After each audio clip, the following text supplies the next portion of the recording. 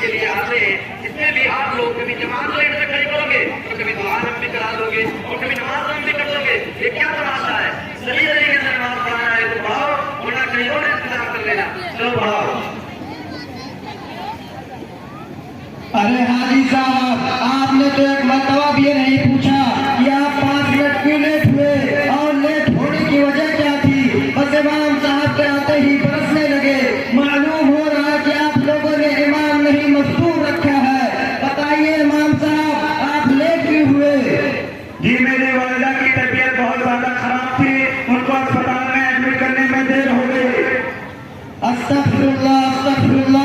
سنیے حاجی صاحب، آپ نے کس وجہ سے دیر ہوئی اور امام صاحب لیٹ بھی ہوئے تو صرف 5 منٹ.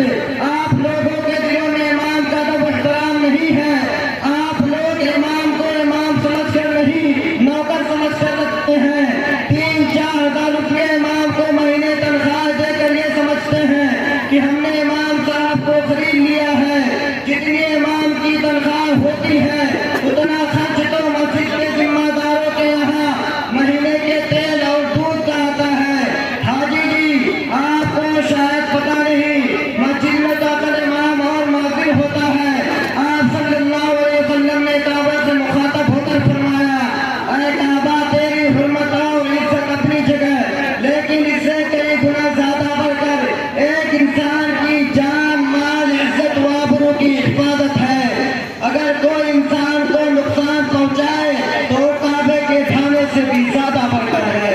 آج مسلمانوں پر جو حالات آ رہے ہیں، جو علماء اور ائمہ کے خون چوسنے اور ان کا ادب و احترام نہ کرنے کی وجہ سے آ رہے ہیں. آپ صلی اللہ علیہ وسلم نے حج اسود سے مخاطب ہو کر فرمایا کہ تجھ سے زیادہ عزت والا ایک مسلمان ہے. جب ایک مسلمان حج اسود سے افضل ہے تو ایک عالم دین یقیناً بدر جہاں افضل ہوگا. یہ ذمہ دار حضرات ائمہ مساجد کو کمتر اور مسجدوں کو ان سے افضل سمجھتے ہیں. اگر ان کو جاہل متکبر اور بیوقوف کر دیا جائے تو کوئی غلط نہیں ہوگا. اگر مسجد کی کمیٹی کے پاس کچھ بیلنس بڑھ جاتا ہے تو ان کی سوچ و فکر بس یہی ہوتی ہے کس طرح اس پیسے کو پیشاب، بیت الخلا یا اینٹ گارے مٹی میں لگا دیا جائے، چاہے ان کو کوئی چیز بنی بنائی توڑنی ہی پڑے. مگر ان کے ذہن میں یہ نہیں آتا کہ امام یا مؤذن یا مدرس کی تنخواہ میں اضافہ کر دیا جائے.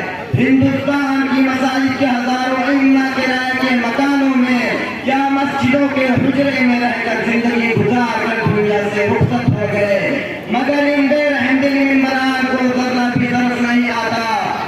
ہاں، جماعت میں 5 منٹ لیٹ ہو گیا تو امام صاحب کا خون چوسنے کے لیے تیار رہتے ہیں، موقع ڈھونڈتے ہیں کس طریقے سے امام صاحب پر اپنی حکومت چلائی جائے. ایسے ممبران کو دھیان رکھنا چاہیے، حساب و کتاب کا دن اور میزان عدل ان کے لیے بھی ہے.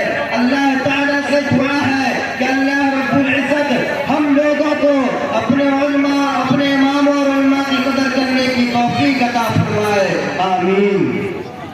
حضرت میں بہت شرمندہ ہوں اور معافی چاہتا ہوں. انشاءاللہ آئندہ سے اپنے امام کو سارے علماء کی قدر کروں گا. حضرت میرے لیے دعا کرتے رہنا. انشاءاللہ ضرور دعا کروں گا. السلام علیکم ورحمۃ اللہ وبرکاتہ. وعلیکم السلام ورحمۃ اللہ وبرکاتہ.